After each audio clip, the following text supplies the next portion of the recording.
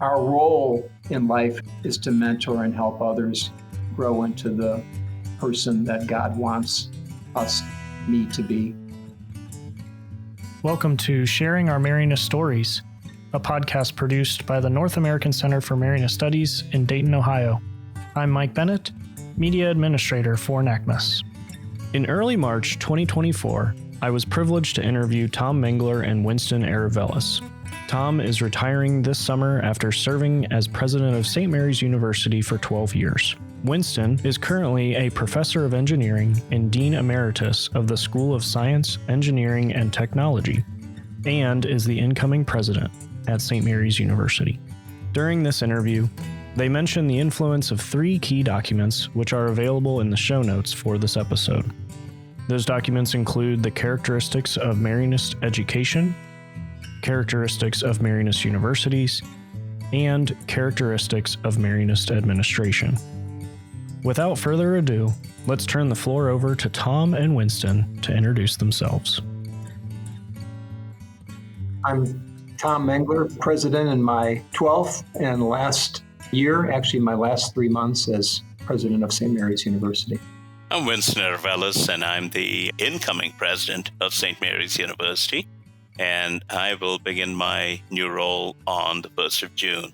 Thank you very much for sitting down and taking some time with me to share a little bit about your Marianist story, especially at this crucial juncture for St. Mary's University of a presidential transition. I am really excited and very curious to hear a little bit about your stories. And so I think we can start with Winston for this first question.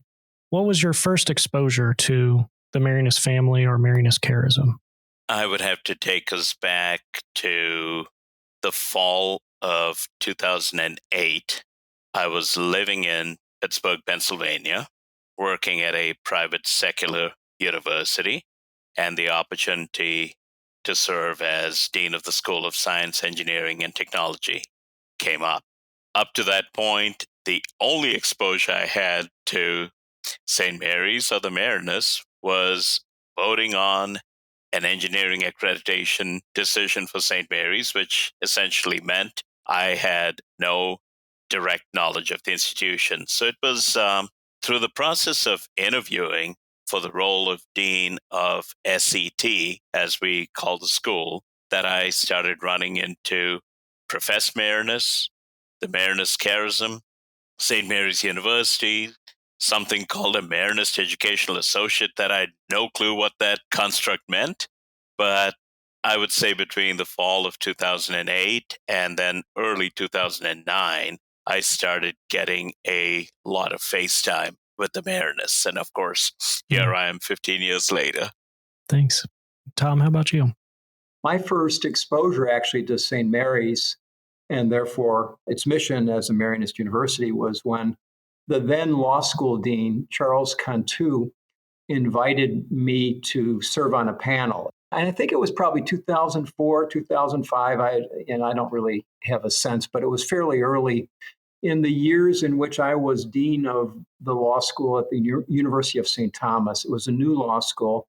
We were serious about our Catholic identity and being mission-centric. Not all Catholic law schools, I would say, are like that. So I was invited down to talk on a panel what it means for a law school to say that it's Catholic. Charles Cantu the dean, was on the panel as well, and he, I'm sure, talked about Marianist stuff. I could put it in those terms, but I had no idea what that meant, and really only knew the Catholic part. And as like with Winston, through the interview process, I came to get to know the Marianists and the Marianist charism through the materials that you typically get sent, including the characteristics of Marianist universities. And one of my funnier stories is Father Marty Soma, who, as you know, was provincial for a number of years. We still have a running argument about how many copies he gave me of the characteristics of Marianist universities. I say it was like 3 or 4. He thinks it was only 2. The very first significant introduction was from Brother Tom Giardino, who was then and is again the executive director of AMU, or Association of Marianist Universities. There are two faculty members, probably now long retired from the University of Dayton, Bob Mott and Bob Wolf. They're both manufacturing guys, and I'm a manufacturing engineer. So over the years, I knew that there was this thing called the University of Dayton.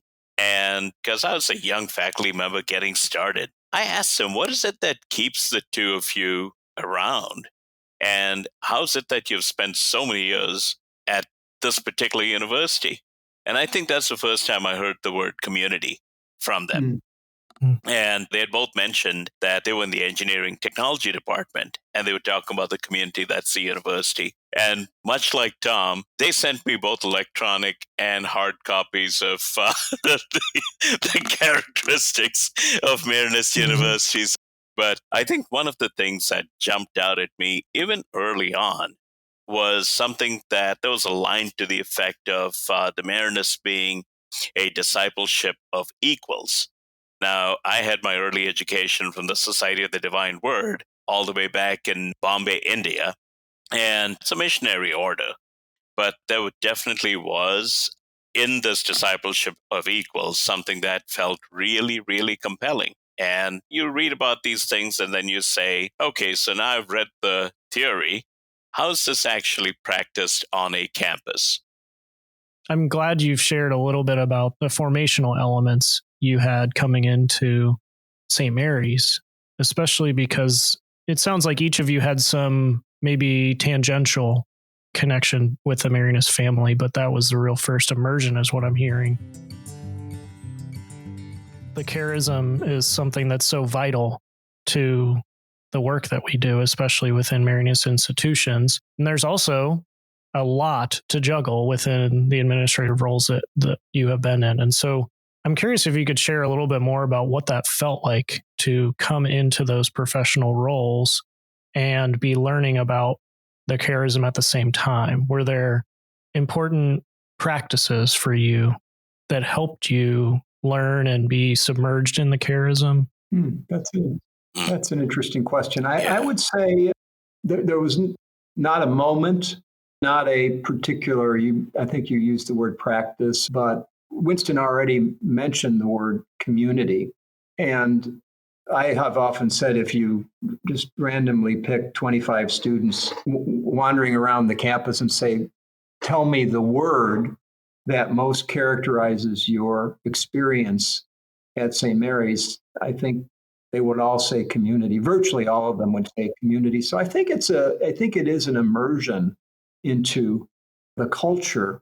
Certainly for me, I came from Minnesota. San Antonio is a very different part of the United States, even different again from other places in Texas. I lived in Austin off and on for a number of years. My wife's from Houston. I taught at SMU 1 year.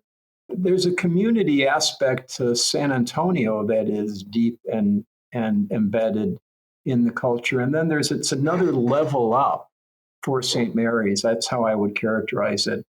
You learn about what it is to be a part of a Marianist community, to be at a Marianist university by being around the people who've been here and you live it. I'm picking up on something Tom said. I spent the first 10 years of my academic career in Flint, Michigan, and then 10 in Pittsburgh, PA, both at small private secular institutions. And at the second place, I had some time under my belt as dean. And so when I moved to St. Mary's, I was thinking to myself, okay, what do I know and what do I not know? And one thing about me that is consistent is I'm usually wrong, and more often than I'm right. So I think to myself, I've spent time in Flint, Michigan. I know a little something about working with an inner city community. I've spent time in Pittsburgh. I know a little something about working with our first generation tool and die, steel, glass, that community. So maybe if I say A plus B and move to Texas, I will be able to get C. Well, that's where I found out that it's possible to be wrong not once, but twice, because culturally, San Antonio and the fact that we're a Hispanic serving institution, the population that we're privileged to serve, very different need set. That was one thing. The second thing that I ran into very quickly was you just pick it up from everybody around you. It could be from peers. It could be from folks not in the area that you directly work in. You start watching the interactions between different people. You start seeing that sense of community being brought to life. For me, when I interviewed, I kept asking myself, everybody's so nice. Are they always this nice? Or is this something that gets rolled out for people who are interviewing? Can I help you move stuff into the office was not it's out there and if you need it, you'll ask. I was scolded.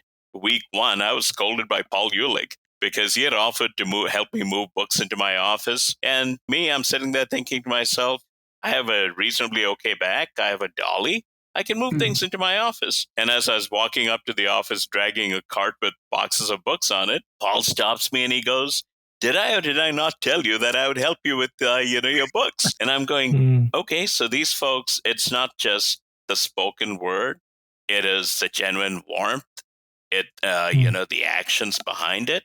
And in those early days, too, I was asked to pen as a new community member my thoughts on the whole dialogue between faith and reason and how it applies to STEM disciplines. And I was watching a bunch of people, for example, engineering senior projects. And we had Raphael Morris, Dr. Morris in engineering, bringing in people from philosophy, ethics, and theology to talk to the students. So I was getting to see Bob O'Connor spending time hanging out with senior design students. And, to me, this was bringing to life Ex Corde, Ecclesia at that time, saying, okay, so how is this really practiced at a faith-based institution, a Catholic one, a Marianist one? So a lot of, I think, immersion, a lot of observation, a lot of dialogue. When you write something, you've got to really think about it before you hit pen to paper. And for me, it was just watching abstraction being brought to life by those around me. Sister Laura, some years ago, part of a Board of Trustees meeting, went around the room, and I think maybe it was the Catholic Marianist Identity Trustee Committee meeting, and she said, would everybody talk about a Marianist moment?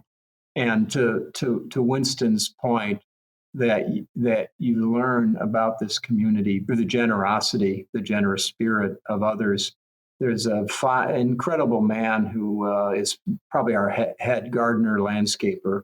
He actually works all over the campus, but he works in front of the St. Louis Hall where my office is. He's out there at 7 o'clock in the morning or so when I'm there. And he's always thanking me for hiring him, which I had nothing to do with, thanking him for his raise, which I had only, globally something to do with. But I have what I call President's Excellence Awards. Every fall, I give one to a hourly worker, one to a salaried staff member, and then one to a faculty member. And it comes with a cash award. Luis was one of the first hourly workers.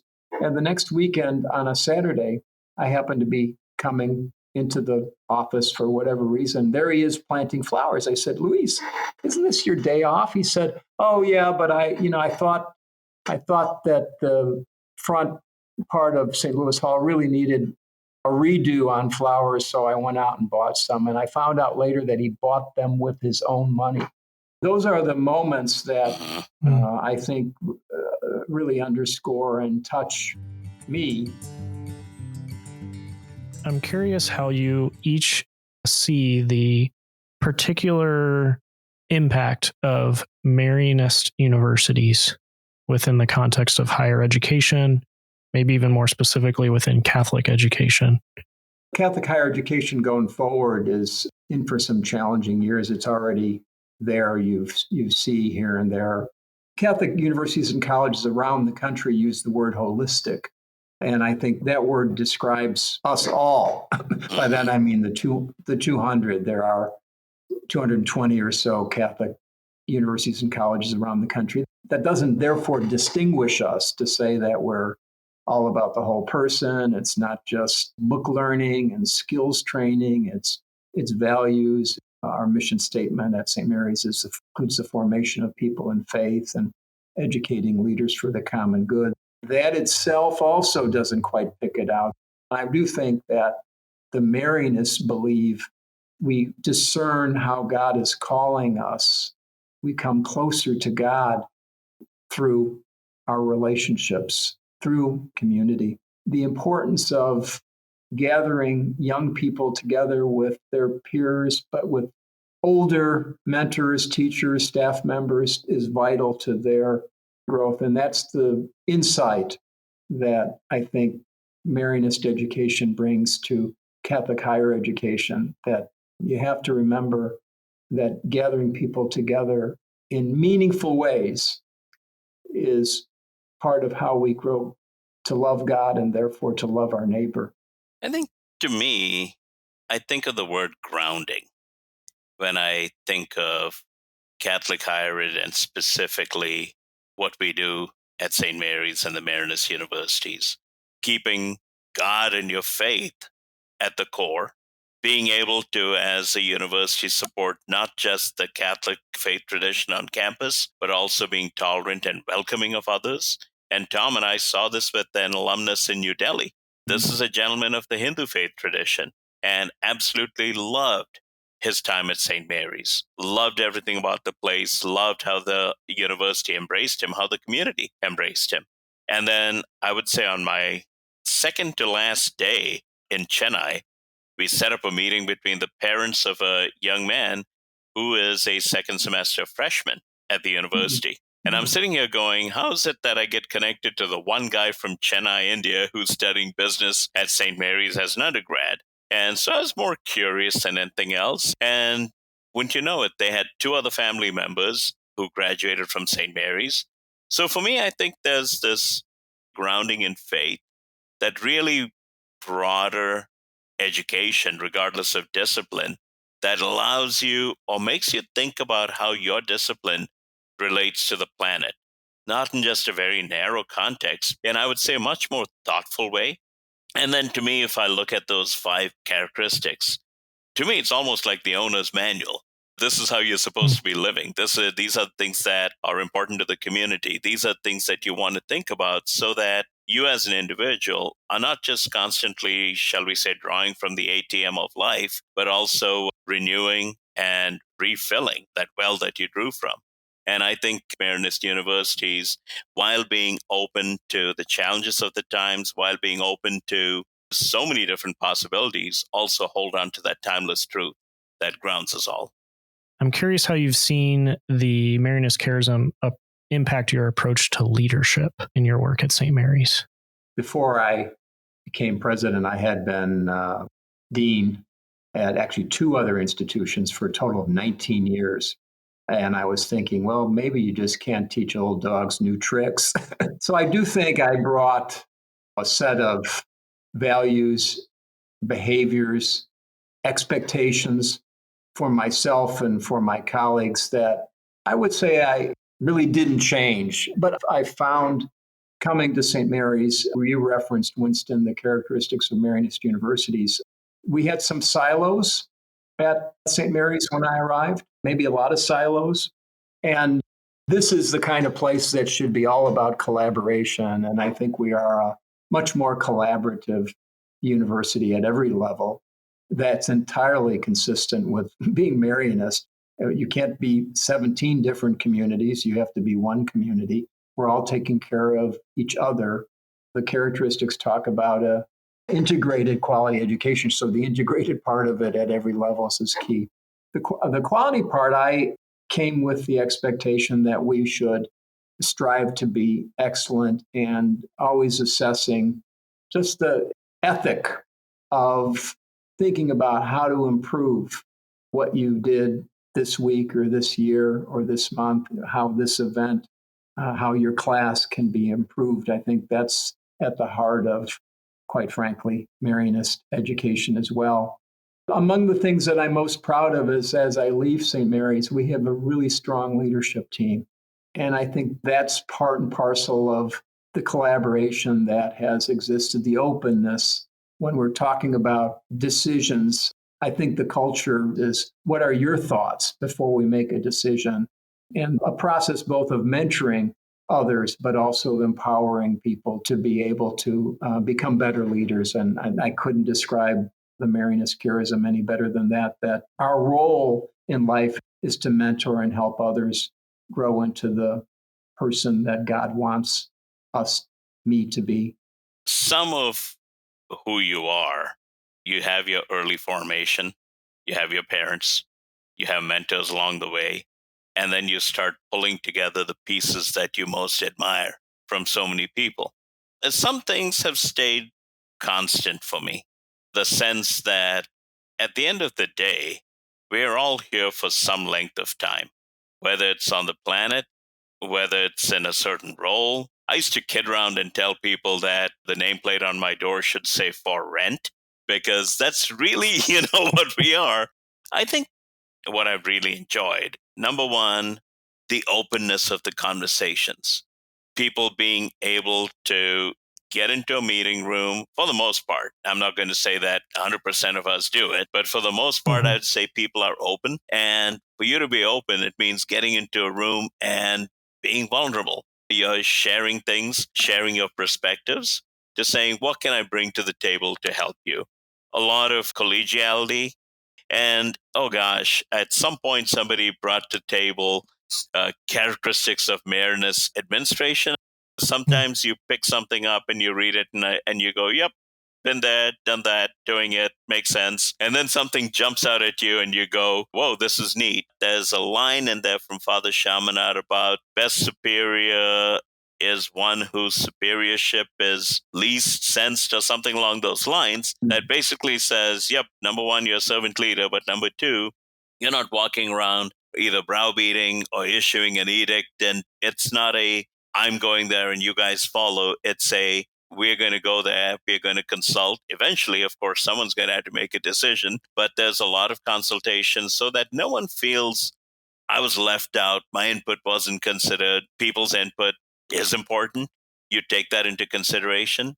They know that their input or their handprints have been part of the process, and that's the only way you're truly going to engage. I think it's that kind of collaboration that allows a community to move forward. And at the end of the day, it's not about any of us. It's about the students who go to school here. It's about the faculty and staff members who choose to come here and show up for work. It's about that community. So when you're talking about serving as a leader, really, if you were to take the triangle or the pyramid or whatever other construct you want and say, where does the leader belong? At the bottom of the dog pile. And then, you're supporting all of the layers past that. Before we hear Tom and Winston's responses to our concluding question, I'd like to offer a word of thanks to you, our listeners, for listening to this episode and for your engagement with the North American Center for Marianist Studies. Make sure to subscribe to Sharing Our Marianist Stories wherever you listen to podcasts, and follow us on Facebook, Instagram, LinkedIn, and YouTube at This Is NACMS. Now, to wrap up this episode, we return with our final question. We know the Marianist founders corresponded through letter writing. So if you were going to write a letter to anyone, dead or alive, and be guaranteed a response, who would you write to and what would be the topic?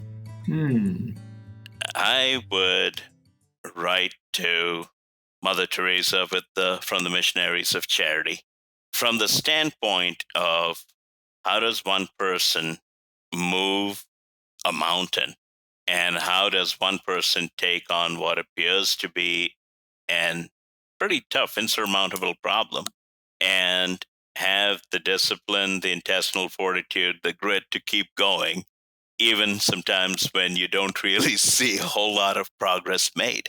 And having been to that convent in Calcutta after her passing, to just see the impact that one life makes. And yeah, sure, I would love to write to her saying, what keeps you going on days when you don't think you have the strength?